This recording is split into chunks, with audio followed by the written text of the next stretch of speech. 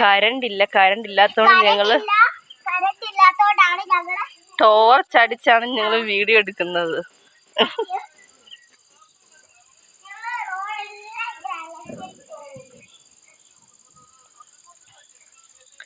Torch വെട്ടത്തിൽ ഞങ്ങൾ video എടുക്കുക.